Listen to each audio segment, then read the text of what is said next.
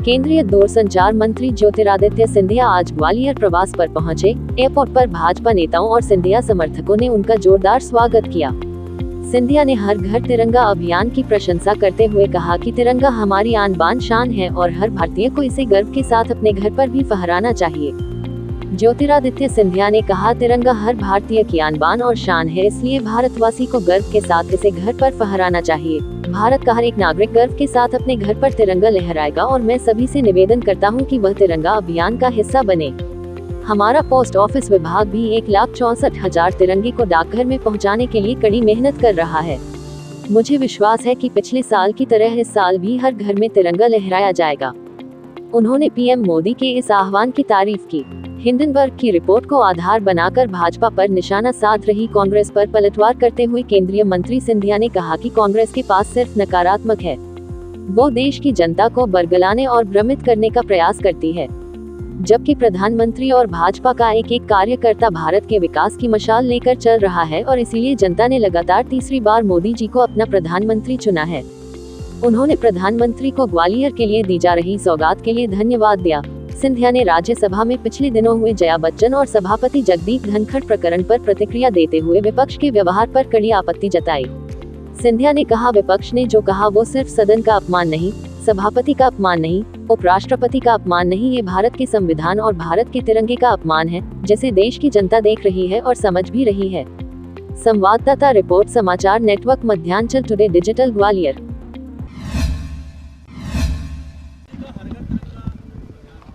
हर घर तिरंगा अभियान भारत के प्रजातंत्र का सबसे बड़ा अभियान है।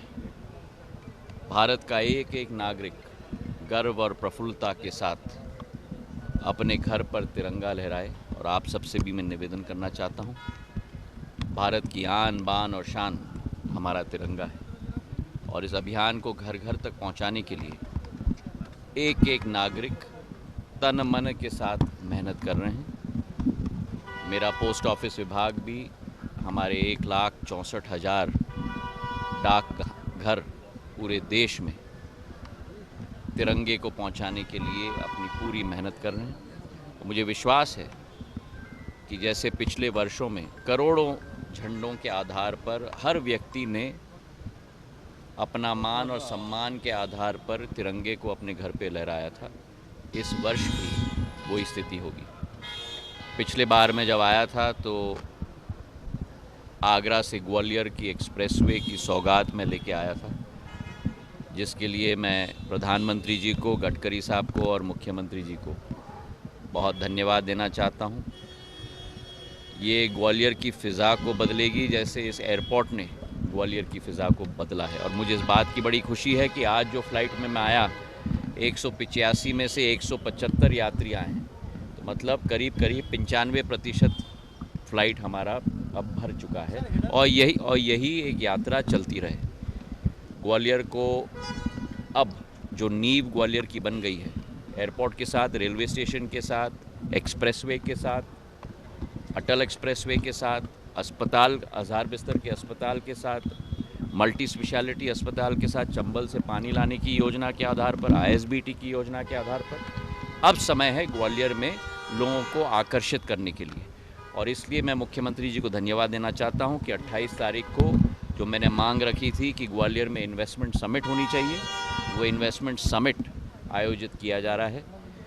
मैं भी कई लोगों से चर्चा कर रहा हूँ, मुख्यमंत्री जी भी बंगलुरु गए हैं, मुंबई गए हैं लोगों को आकर्षित करने के लिए। और मुझे विश्वास है कि एक नया भव्य समिट हमारे उद्योगपतियों को आकर्षित करने के लिए ग्वालियर में आयोजित 28 तारीख को हम लोग साथ में मिलकर करेंगे। इसी के साथ सूचना प्रौद्योगिकी क्षेत्र में जो STPI मैंने यहाँ लगवाया था जब मैं केंद्र सूचना प्रौद्योगिकी मंत्री था 2007 और 9 में, वहाँ मैंने मांग रखी है कि एक सेंटर ऑफ एक्सीलेंस STPI की स्कीम के अंतर्गत जो है एक सेंटर ऑफ एक्सीलेंस इस STPI में लगाया जाए ग्वालियर के अंदर। और पूर्ण रूप से हमारे सूचना प्रौद्योगिकी मंत्री अश्विनी वैष्णव जी ने अपना समर्थन दिया है और इससे नए स्टार्टअप ग्वालियर में भी स्थापित होंगे।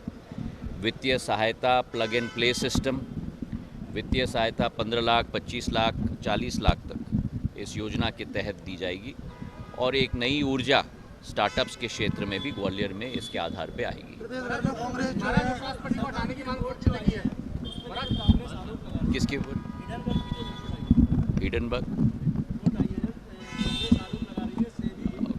कांग्रेस का एक ही काम है, देश में अराजकता फैलाना, देश को विवादित मामलों में उलझाना। प्रधानमंत्री जी एक मशाल लेकर, भारतीय जनता पार्टी का एक एक कार्यकर्ता एक मशाल लेकर देश को विकास और प्रगति के मार्ग पर चला रहा है। कांग्रेस केवल भटकाने की कोशिश, अंधेरे में रखने की कोशिश, जो उनकी पद्धति रही है इतने वर्षों से, उसी पद्धति पे कांग्रेस चल रही है। मुझे बड़ा खेद है कि जिस तरीके से व्यवहार सदन के अध्यक्ष के साथ उस दिन राज्यसभा में किया गया। सदन के अध्यक्ष केवल सदन के अध्यक्ष नहीं हैं, पर देश के उपराष्ट्रपति हैं।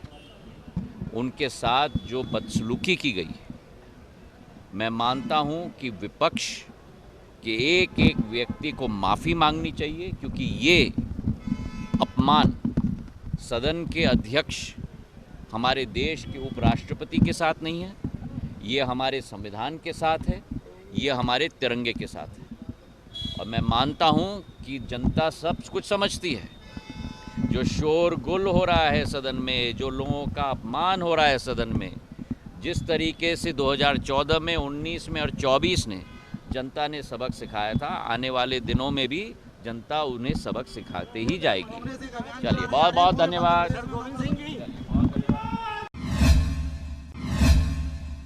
अगर आपको हमारे वीडियो पसंद आ रहे हैं तो चैनल को सब्सक्राइब करके घंटे के बटन को दबा दीजिए ताकि आप तक सारी खबरें समय से पहुंच सकें। धन्यवाद।